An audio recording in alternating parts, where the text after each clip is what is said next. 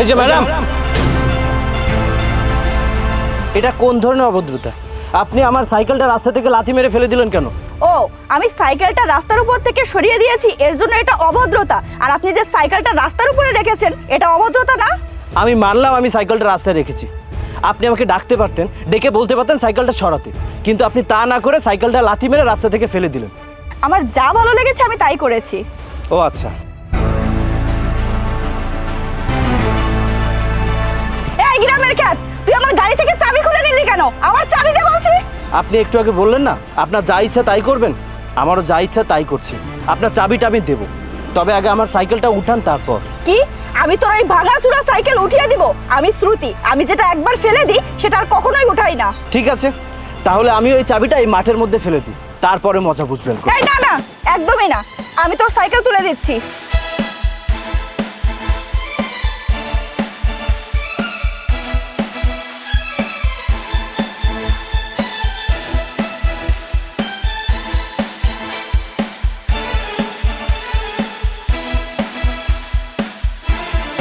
Madam, আর যাই করেন না কেন, গ্রামের মানুষদের সাথে ঝগড়া করতে আসবেন না।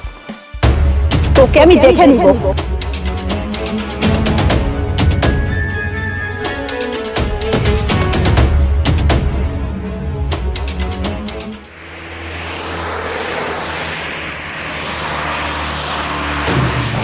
আরে কি অভদ্রতা এটা! রাস্তায় কি আপনার বাপের নাকি যেভাবে গাড়ি চালাচ্ছেন?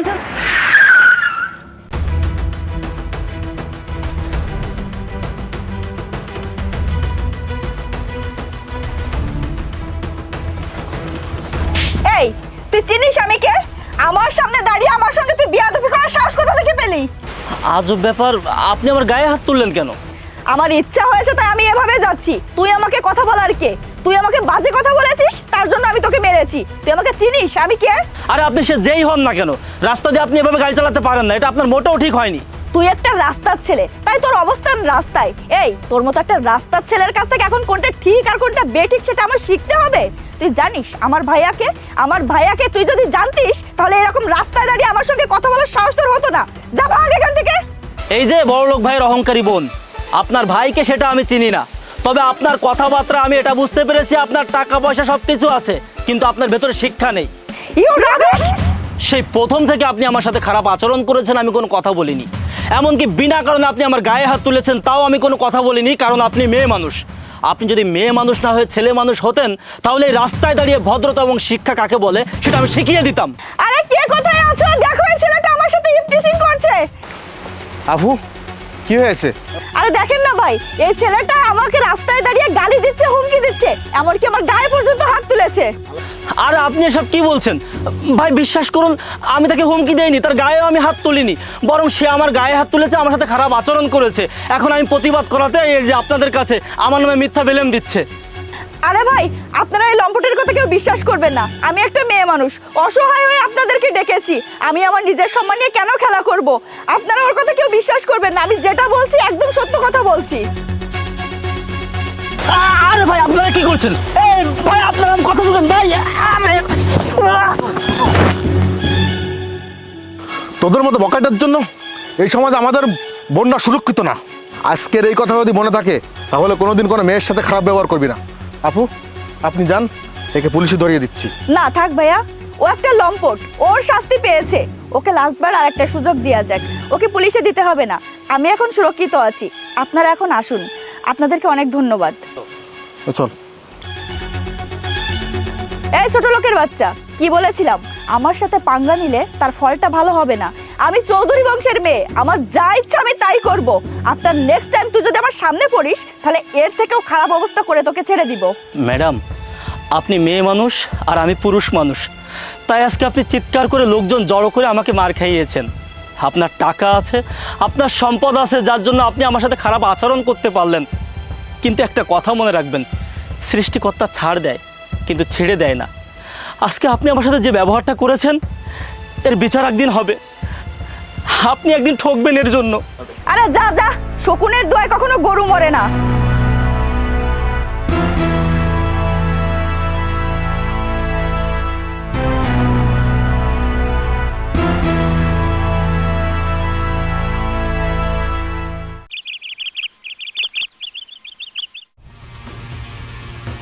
ধর তোর 1000 টাকা। তাহলে ধর তোর কাছে 1500 টাকা। সাহেব বলছিলাম কি আমাকে যদি 2000 টাকা অগ্রিম দিতেন। কিন্তু 2000 টাকা দিয়ে তুই কি করবি? ভাইয়া আমাকে 5000 টাকা দাও তো।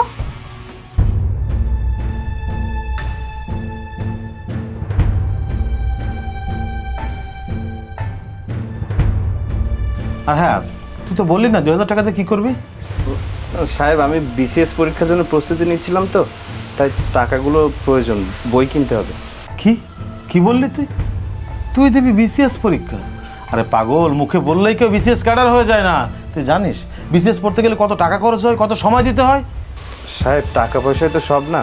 আমি শুনেছি মানুষের ভিতরে যদি অদম্য ইচ্ছা শক্তি আর পরিশ্রম থাকে তাহলে সে অবশ্যই সফলতা পাবে। ও ঠিক আছে, সেটা দেখা যাবে। ধর। সাহেব আমি তাহলে আসি। আসসালামু আলাইকুম।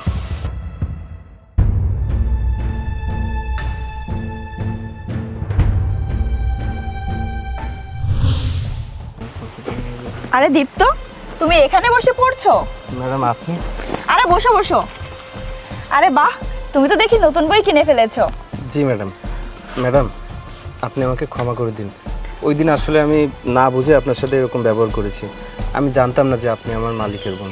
আরে তুমি ওসব নিয়ে চিন্তা করো না, ওই দিনের কথা আমি ওই দিনই ভুলে গিয়েছি। এখন বলো তোমার পড়াশোনা কেমন চলছে? জি ম্যাডাম ভালোই চলছে। সারাদিন মাঠে কাজ করে যতটুকু সময় পাই আমি পড়তে বসি। আচ্ছা, তুমি তো একটা কাজ করতে পারো, তুমি এখন কাজটা একটু কমিয়ে পড়াতে একটু মন দিতে পারো, তাহলে তো তোমার রেজাল্টটাও ভালো হতে পারে। ম্যাডাম আপনি যেটা বলেছেন সেটা আমিও ভেবেছি, কিন্তু কি করব বলুন, গরিব মানুষ তো, কাজ না করলে টাকা কোথায় পাবো? আরে তুমি এটা নিয়ে একদমই চিন্তা করো না, এই ব্যাপারে আমি ভাইয়ের সঙ্গে কথা বলবো, ভাইয়া যাতে তোমাকে পুরো টাকাটাই দেয়। কিন্তু কিন্তু কি ম্যাডাম? তুমি হয়তো জানো না, আমিও বিসিএস এর জন্য প্রস্তুতি নিচ্ছি। দীপ্ত, তোমার কাছে আমার একটা আবদার, আমি যেগুলো না বুঝবো আমাকে একটু বুঝিয়ে দিবে, আর নোটসগুলো আমাকে দিবে। ঠিক আছে ম্যাডাম, সমস্যা নেই, আমি আপনাকে বুঝিয়ে দেব। তাহলে আজ থেকেই শুরু করি।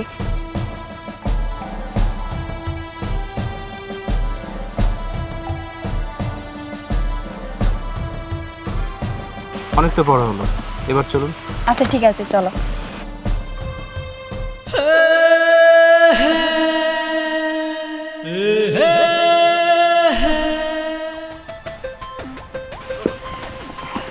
চলুন।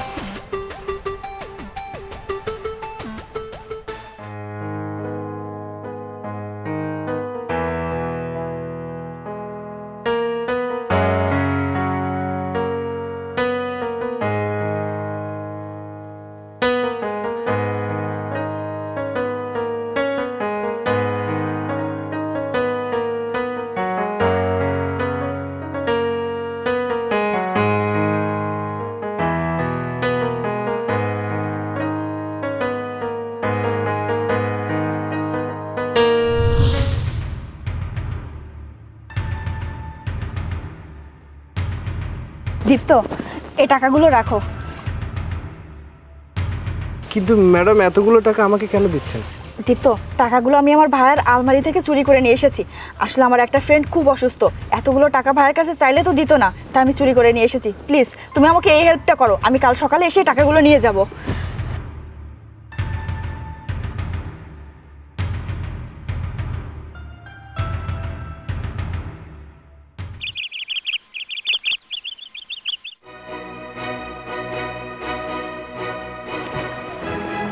এই বাড়িতে কেউ আছেন?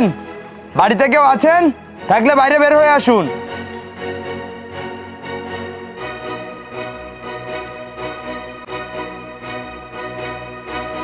কি ব্যাপার, আপনারা আপনারা আমার বাড়িতে? স্যার, এই যে সেই চোর যে আমাদের বাড়িতে গিয়ে আমার ভাইয়ের আলমারি ভেঙে টাকাগুলো চুরি করে নিয়ে এসেছে, আপনি ওকে অ্যারেস্ট করুন। ম্যাডাম আপনি এসব কি বলছেন? স্যার বিশ্বাস করুন স্যার, আমি এমন কিছু করিনি। সাহেব বিশ্বাস করুন, আমি এমন কিছুই করিনি সাহেব। আরে আপনি এত ঘাবড়াচ্ছেন কেন? পুরো বিষয়টা আমি দেখছি। মাহবুব, ঘরটা সার্চ করে দেখুন। জি স্যার।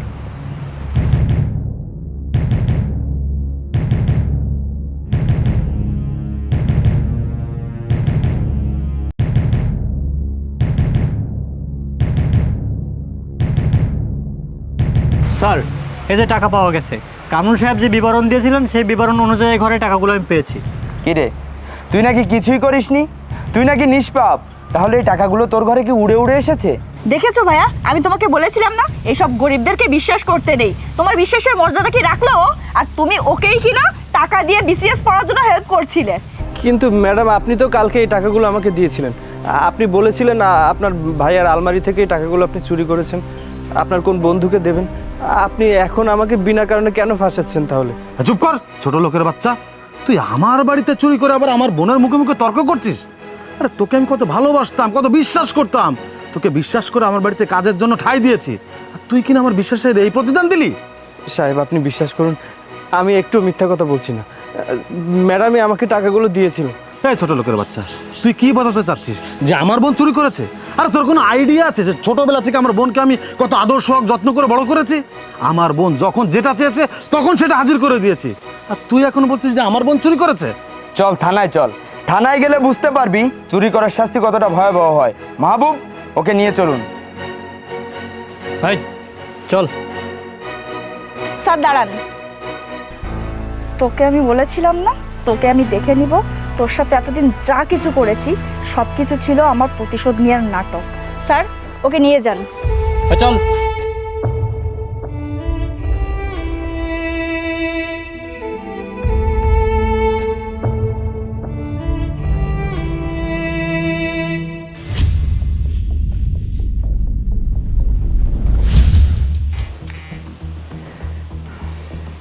তা কি ব্যাপার, তুই তো টেনশন করছিস কেন? আর ইন্টারভিউটা ভালোভাবে দে, আশা করছি এবার চাকরিটা হয়ে যাবে। ভাইয়া, কপালে কি আছে কিছুই জানি না। 3 বছর ধরে ইন্টারভিউ দিয়ে যাচ্ছি, চাকরির কোনো নামগন্ধই নাই। তুই এত চিন্তা করিস না, ইন্টারভিউ বোর্ডে আমার লোক আছে, তুই শুধু ইন্টারভিউটা দিতে যা, তারপরে ওখানে যে ইন্টারভিউ নেবে তার সাথে আমি সিস্টেম করে নেবো।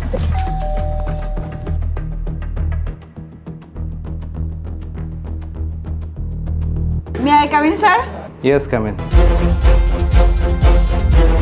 দীপ্ত, তুই এখানে? হোয়াট? দীপ্ত? আমি আপনার বাড়ির চাকর না যে আমার নাম ধরে ডাকবেন। এখানে সবাই আমাকে স্যার বলে ডাকে, so please call me sir. Seat.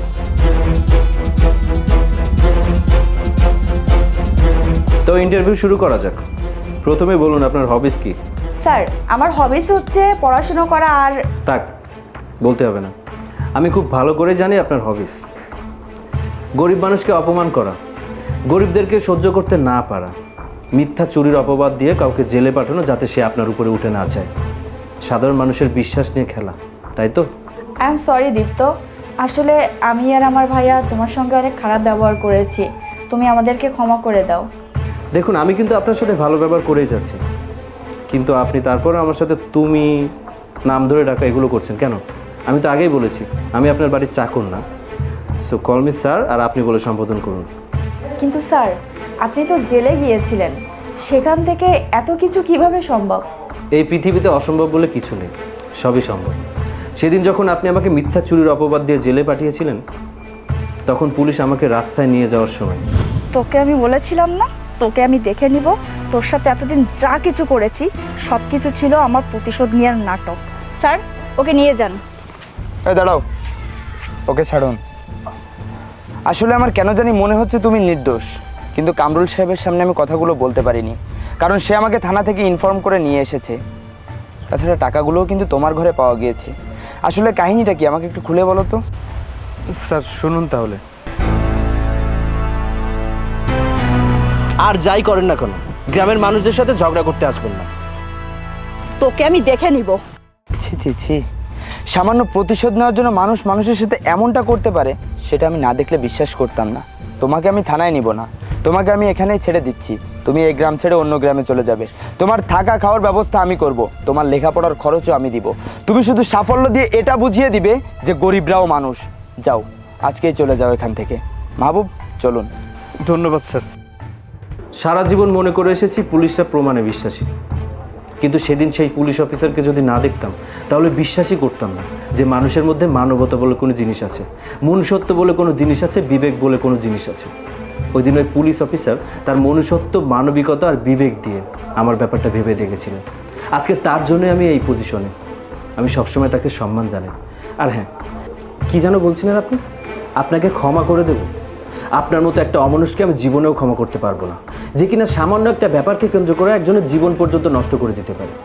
দেখলেন তো, অন্যের জন্য গর্ত খুঁটলে সেই গর্তে নিজেকেই পড়তে হয়। স্যার, এভাবে আর বলবেন না।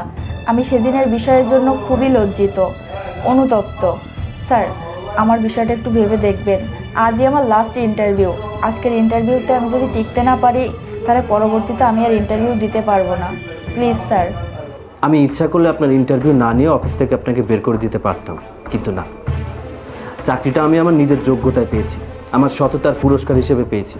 তাই আমার সততার কাছে রাগ, অভিমান, হিংসা বিক্রি হতে দিব না। আপনার যদি যোগ্যতা থাকে তাহলে আপনি চাকরিটা পাবেন, তবে আমি আপনাকে চাকরি দেবো না। আপনাকে অন্য এক জায়গায় ট্রান্সফার করে দিচ্ছি। আপনার যদি ক্যাপাবিলিটি থাকে তাহলে আপনি চাকরিটা পাবেন, otherwise way sorry. So please please sir. Don't waste my precious time, please leave, otherwise I will call the guard. Leave.